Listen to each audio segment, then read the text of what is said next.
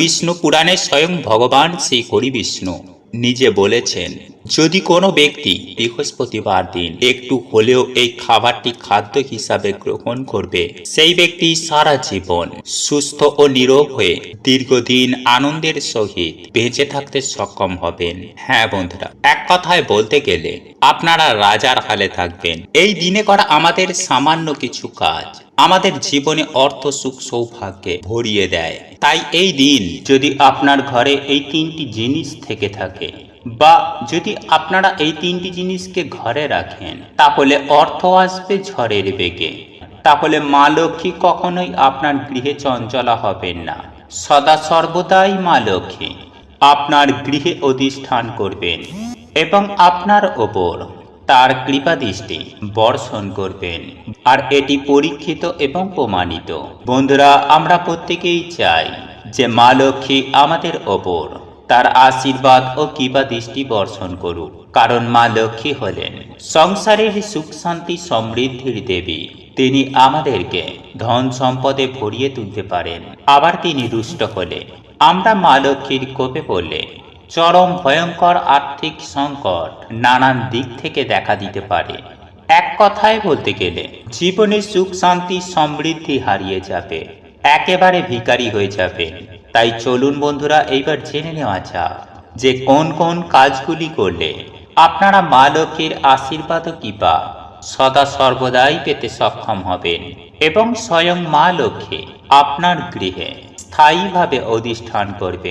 বন্ধুরা, হিন্দু সনাতন ধর্মে বলা হয়ে থাকে যে মা লক্ষ্মী অত্যন্ত চঞ্চলা প্রকৃতির।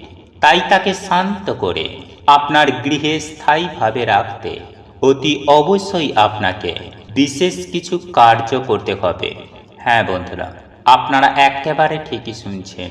বন্ধুরা, শাস্ত্র মতে সপ্তাহের 7টি বারের মধ্যে বৃহস্পতিবার হল মা লক্ষ্মীর পুজো আরাধনা করার দিন। আর এই বৃহস্পতিবার দিন যদি আপনারা মা লক্ষ্মীর পুজো আরাধনা করতে পারেন, তাহলে মা লক্ষ্মী আপনাদের ওপর অত্যন্ত প্রসন্ন হবেন এবং আপনারা তার আশীর্বাদ ধন্য হতে সক্ষম হবেন। তাই অবশ্যই আপনারা বৃহস্পতিবার দিন মা লক্ষ্মীর পুজো আরাধনা করুন। তবে তার আগে একটি বিষয় জেনে রাখুন যে মা লক্ষ্মীর পুজো আরাধনা করার দিন বৃহস্পতিবার, একাদশী বা পূর্ণিমা, এই সকল বিশেষ তিথিগুলিতে নিরামিষ আহার গ্রহণ করবেন। কোনো রকম আমিষ আহার গ্রহণ করবেন না। বন্ধুরা, আপনারা অতি অবশ্যই চেষ্টা করবেন যে পুজোর পরে মা লক্ষ্মীর পাঁচালী অতি অবশ্যই পাঠ করার। বন্ধুরা, মা লক্ষ্মীর পাঁচালী পাঠ করলে মা লক্ষ্মী আপনার ওপর বিশেষভাবে সন্তুষ্ট হবেন। বন্ধুরা, মা লক্ষ্মী পদ্ম ফুল অত্যন্ত পছন্দ করেন। আপনারা একটু খেয়াল করে দেখবেন, মা লক্ষ্মীর হাতে পদ্ম ফুল থেকে থাকে। তিনি একই সঙ্গে পদ্ম ফুলের মালা পরতেও অত্যন্ত পছন্দ করেন। তাই আপনারা বাড়িতে নিত্য লক্ষ্মী পুজো করার সময় চেষ্টা করবেন মা লক্ষ্মীকে একটি পদ্মমালা নিবেদন করার। আর যদি আপনার পক্ষে সেটা সম্ভব না হয়ে থাকে, তাহলে অন্তত পক্ষে একটি পদ্ম ফুল মাকে নিবেদন করবেন। বন্ধুরা, এইবার আমি আপনাদেরকে জানিয়ে রাখি যে আপনারা প্রত্যেকেই চাই অর্থ ও ধন সম্পদ। আর তার জন্যই মা লক্ষ্মীকে আমাদের প্রত্যেকেরই সন্তুষ্ট করতে হয় এবং সারা বছর মা লক্ষ্মীর কৃপা বজায় রাখার জন্য মা লক্ষ্মীর আরও অত্যন্ত প্রিয় জিনিস হল খাদ্যদ্রব্য, ধান, চাল, বা যাকে আমরা অন্ন বলে থাকি। তাই কখনোই কিন্তু আপনারা অন্ন নষ্ট করবেন না। বন্ধুরা, শাস্ত্র মতে বলা হয়ে থাকে যে প্রত্যেকের জন্যই নির্দিষ্ট পরিমাণ অন্ন বিধাতা পুরুষ দিয়ে পাঠান। তাই আপনারা যদি অন্ন নষ্ট করেন, তাহলে আপনাদের ভাগ থেকে সেই অন্ন কিন্তু বাদ পড়বে এবং মা লক্ষ্মী আপনাদের ওপরে অত্যন্ত অসন্তুষ্ট হবেন। তাই কখনোই অন্ন নষ্ট করবেন না। যখন আপনারা দেখবেন খুবই সমস্যার মধ্যে পড়েছেন, তখনই কেবলমাত্র বাধ্য হলে এই অন্ন নষ্ট করবেন। এছাড়া কিন্তু কখনোই ভুল করেও অন্ন নষ্ট করবেন না। বন্ধুরা, নষ্ট করার পরিবর্তে দান করা অনেক ভালো একটি উপায়। কারণ শাস্ত্রে বলা হয়েছে যে দান একটি অত্যন্ত পুণ্যজনক কর্ম। তাই আপনারা অন্ন নির্দ্বিধায় দান করতে পারেন। বন্ধুরা, এইবার আমি আপনাদেরকে বলে রাখি যে আপনারা মা লক্ষ্মীকে কর্পূর দান করতে পারেন এবং সেই কর্পূর পরবর্তীকালে তুলে নিয়ে আপনারা আপনাদের যে স্থানে টাকা পয়সা রাখেন বা আপনাদের মানি ব্যাগে সেই কর্পূর একটি কাগজের মধ্যে ভরে আপনারা রেখে দিতে পারেন। বন্ধুরা, আপনারা যদি আপনাদের মানি ব্যাগে বা আপনারা যে স্থানে টাকা পয়সা রাখেন সেখানে যদি আপনারা কর্পূর রাখেন, তাহলে কিন্তু মা লক্ষ্মী সেই কর্পূরের সুগন্ধে আপনার গৃহে দৌড়ে আসবে। বন্ধুরা, একই সঙ্গে আমি আপনাদেরকে এটাও জানিয়ে রাখি যে আমাদের প্রত্যেকের বাড়িতেই একটা ভাড়ার ঘর থাকে, যেখানে ধান চাল প্রভৃতি রাখা হয়ে থাকে। বন্ধুরা, এই বিষয়টি আপনারা অতি অবশ্যই মাথায় রাখবেন যে আপনি কখনোই ধান বা চাল ফুরিয়ে গেলে আপনি বলবেন না যে ধান বা চাল বা অন্ন ফুরিয়ে গিয়েছে। আপনারা সব সময় বলবেন ধান চাল বাড়ন্ত, অর্থাৎ ফুরিয়ে যাওয়া কথাটির পরিবর্তে বাড়ন্ত কথাটি ব্যবহার করুন। ফুরিয়ে যাওয়া কথাটি ব্যবহার করলে মা লক্ষ্মী অসন্তুষ্ট হতে পারেন, তবে বাড়ন্ত কথাটি ব্যবহার করলে মা লক্ষ্মীর কৃপা আপনারা পাবেন এবং আপনাদের ধান চাল ও অন্নের পরিমাণ ক্রমশ বাড়তে থাকবে। হ্যাঁ বন্ধুরা, অন্ন বস্ত্র বাসস্থানের অভাব কখনোই হবে না। বন্ধুরা, এরপর আমি আপনাদেরকে যে বিষয়টি বলবো তা হলো কড়ি।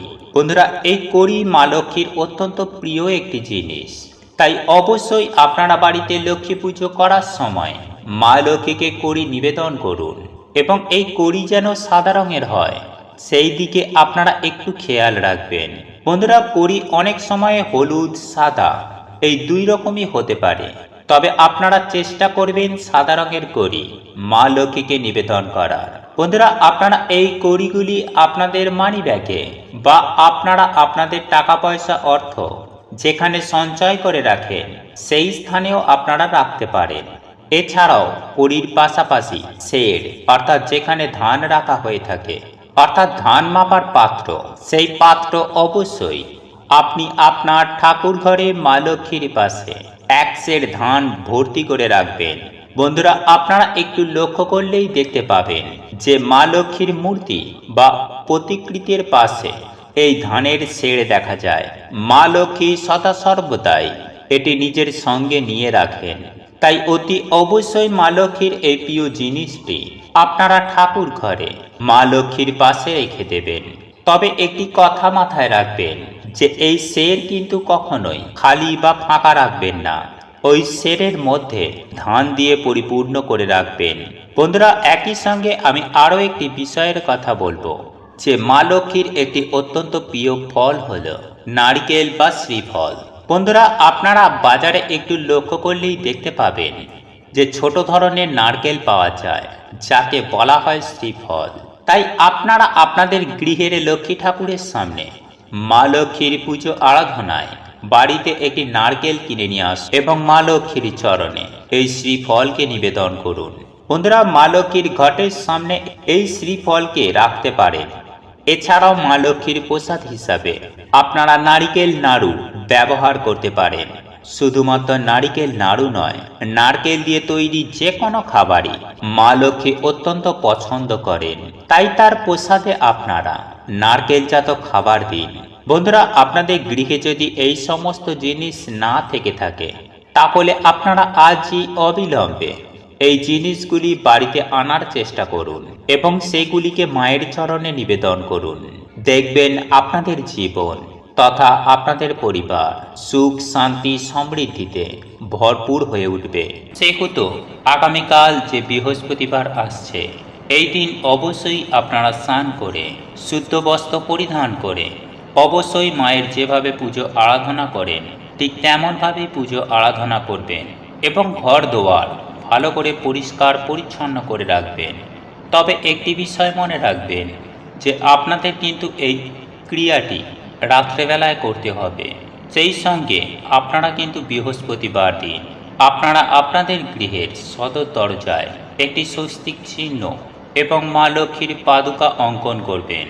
বন্ধুরা, শাস্ত্র মতে মাতা লক্ষ্মীর সদা সর্বদাই গৃহের সদর দরজা দিয়েই আমার আপনার প্রত্যেকের ঘরেই প্রবেশ করেন।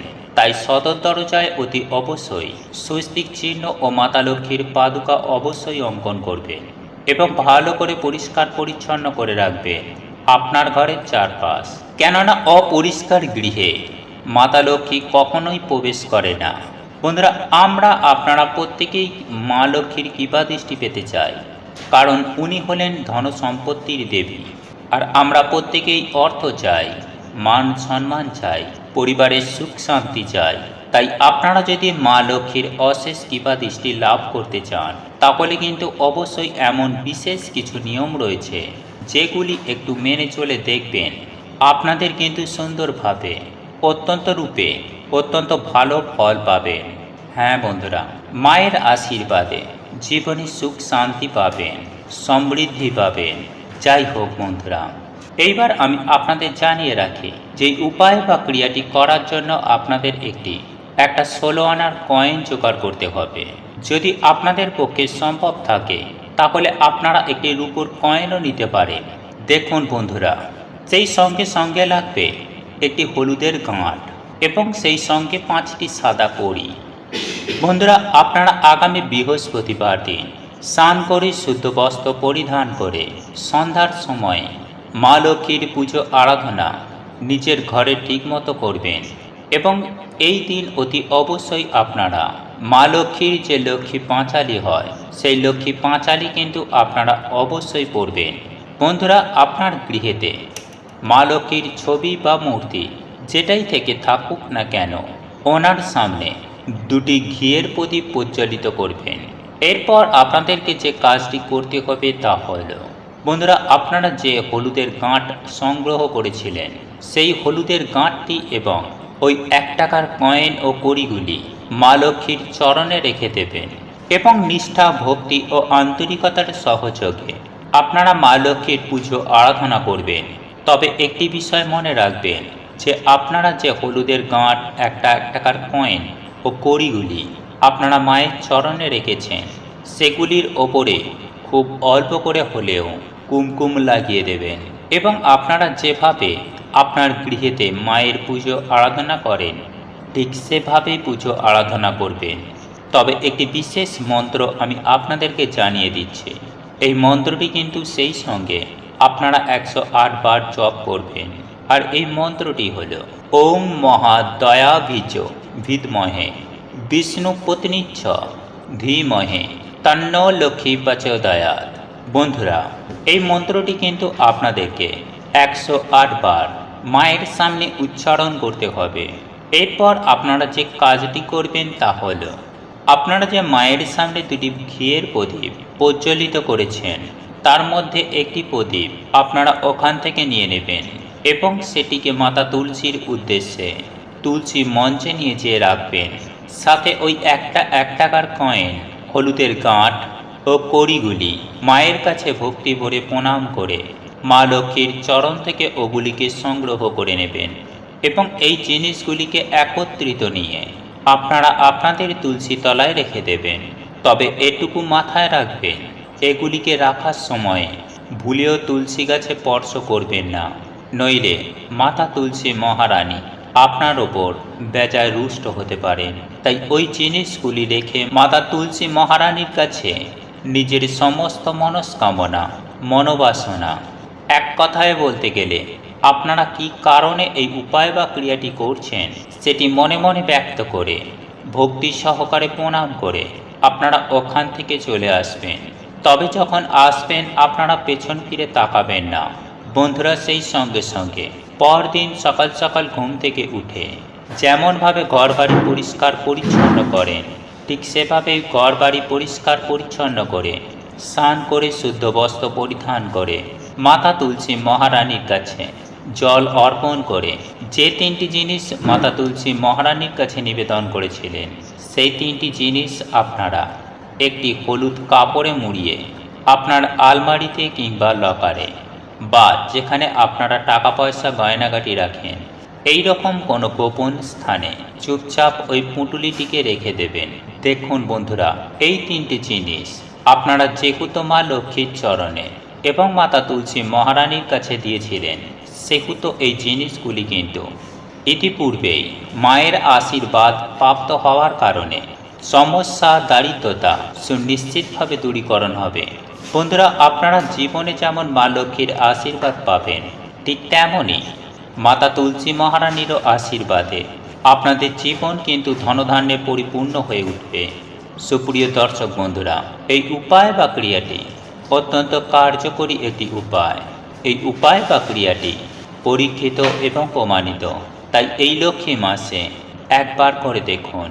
সুনিশ্চিতভাবে নিজেদের অর্থভাগ্যকে নিজেরাই পরিবর্তন করতে পারবেন। এর ফলে অর্থ যেখান থেকেই হোক না কেন আপনাদের হাতে আসবেই আসবে। বন্ধুরা, এই উপায় বা ক্রিয়াটি করার জন্য মূলত আমাদের প্রয়োজন 3টি হলুদের টুকরো নিতে হবে, 3টে রসুন এবং 3টে সবুজ মোটা সমেত কাঁচা লঙ্কা নিতে হবে। হ্যাঁ বন্ধুরা, এই 3টে জিনিস আপনাদেরকে একত্রিত সংগ্রহ করতে হবে। তাহলেই আপনারা এই উপায় বা টোটকাটি খুব সহজেই করতে পারবেন। তবে এই টোটকা বা উপায়টি অত্যন্ত স্ট্রং প্রভাব ফেলে, তাই যেহেতু যিনি বাড়ির প্রধান আয়ের কর্তা, যিনি বাড়িতে রোজগার করেন, তিনি এই উপায় বা ক্রিয়াটি করবেন। এবং এই উপায় বা ক্রিয়াটি আপনারা আপনার ঠাকুর ঘরে বসেই করবেন। বন্ধুরা, যেহেতু এখন চলছে পবিত্র অগ্রহায়ণ মাস তথা লক্ষ্মী মাস, তাই এই লক্ষ্মী মাসের যে কোনো বৃহস্পতিবার দিন সন্ধ্যাবেলায় আপনার ঠাকুর ঘরে বসেই এই উপায় বা ক্রিয়াটি করতে পারেন।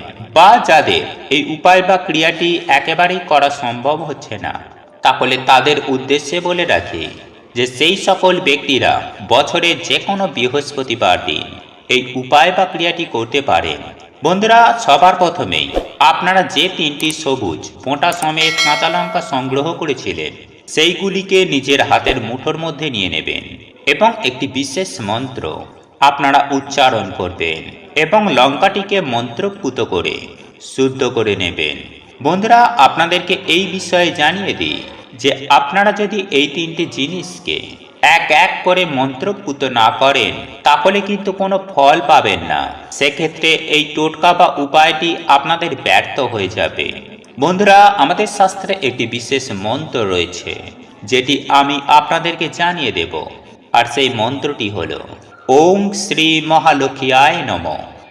হ্যাঁ বন্ধুরা, এই মন্ত্রটি আপনারা 3 বার পাঠ করবেন এবং হাতের ওই মোটা সমেত কাঁচা লঙ্কাগুলি রেখে ওই মন্ত্রটি পাঠ করবেন এবং মন্ত্র পাঠ হয়ে যাবার পর এবং ওই লঙ্কার ওপর আপনারা একবার ফুঁ দেবেন।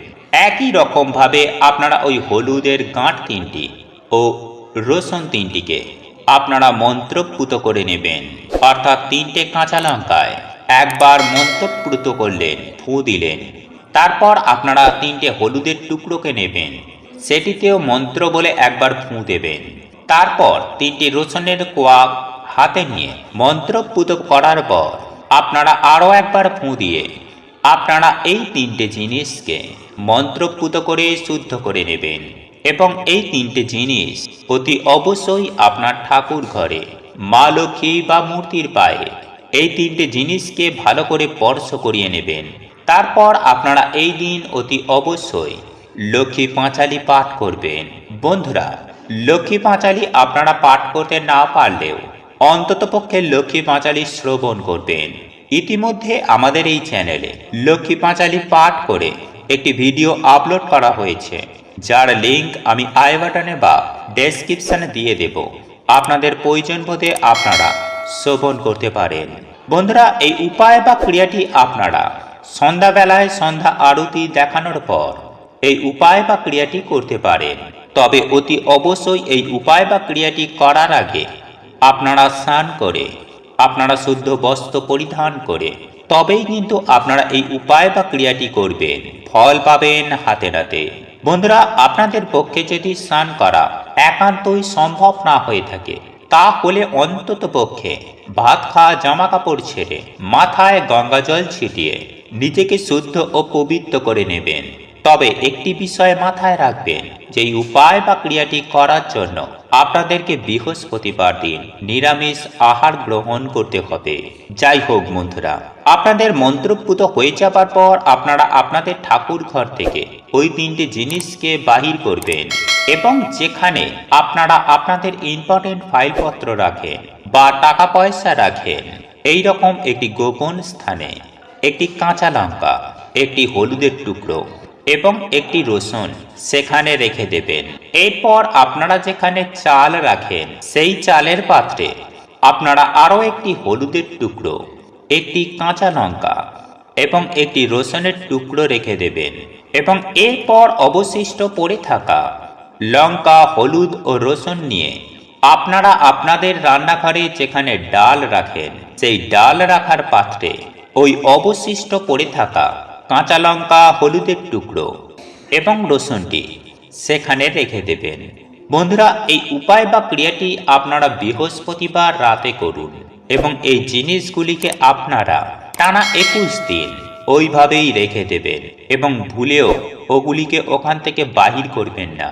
21 দিন পর আপনারা প্রত্যেকটি জিনিসকে পুনরায় একত্রিত সংগ্রহ করে যে কোনো প্রবাহিত নদীতে এইগুলিকে ভাসিয়ে দেবেন। সুপ্রিয় দর্শক বন্ধুরা, এই উপায় বা ক্রিয়াটি করে কিন্তু অনেকেই অত্যন্ত ভালো সুফল পেয়েছে, তাদের আর্থিক ভাগ্যকে উন্নত করতে পেরেছে এবং তাদের জীবনে অর্থপ্রাপ্তি ঘটেছে। যদি আপনাদের মনে হয় আপনাদের এই টোটকাটি করার পর আপনারা অত্যন্ত ভালো ফল পেয়েছেন, সদা সর্বদাই আপনার পরিবারের ওপর তথা আপনার জীবনে বিদ্যমান থাকবে, তবে এই সমস্ত কিছু উপায় বা ক্রিয়া আপনাদের মনের অন্তর থেকে নিষ্ঠা, ভক্তি ও বিশ্বাসের সহিত করতে হবে। বন্ধুরা, একই সঙ্গে আমি আরও একটি বিষয় আপনাদের জানিয়ে রাখি যে আপনারা রান্নাঘর থেকে চাল একেবারে শেষ করবেন না, বা চাল শেষ হয়ে গেলে চাল শেষ হয়ে গেছে এই শেষ কথাটি বলবেন না, বলবেন চাল বাড়ন্ত হয়েছে। এবং এই চাল বাড়ন্ত হওয়ার পূর্বেই আপনারা কিন্তু নতুন চালের বস্তা ক্রয় করে সেখানে এনে রেখে দেবেন। বন্ধুরা, আপনারা এই উপায় বা ক্রিয়াটি একবার করে দেখুন, আপনারা অনেক দিক থেকে সফলতা পাবেন সুনিশ্চিত।